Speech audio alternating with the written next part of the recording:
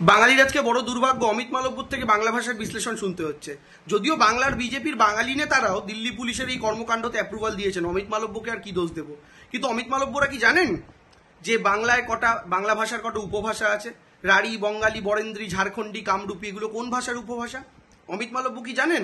ওপার বাংলা থেকে, অর্থাৎ বাংলাদেশ থেকে, তৎকালীন পূর্ব পাকিস্তান থেকে আমাদের যে পূর্বপুরুষরা লাখ লাখ সংখ্যায় ভারতবর্ষে শরণার্থী বা উদ্বাস্তু হিসেবে আশ্রয় নিয়েছিলেন, তাদের মুখের ভাষার সঙ্গে বাংলাদেশের ডায়ালেক্টের মিল আছে, কারণ তারা ওপার বাংলা থেকেই এসছেন, ওই দেশের ভাষাটাই তারা বলেন।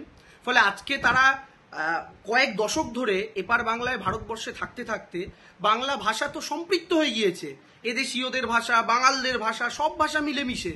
ফলে এখান থেকে আপনি আলাদা করে বাংলাদেশের ভাষা চিহ্নিত করবেন কি করে?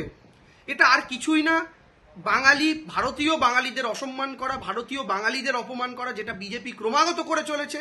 এবং লজ্জা লাগছে ভাবতে, বঙ্গ বিজেপির বাঙালি নেতারাও শুধুমাত্র তাদের গুজরাটের দুই মালিককে সন্তুষ্ট করার জন্য ক্রমাগত অমিত মালব্যদের তালে তাল মিলিয়ে নেচে চলেছে। এটাই লজ্জার, এটাই দুর্ভাগ্যের।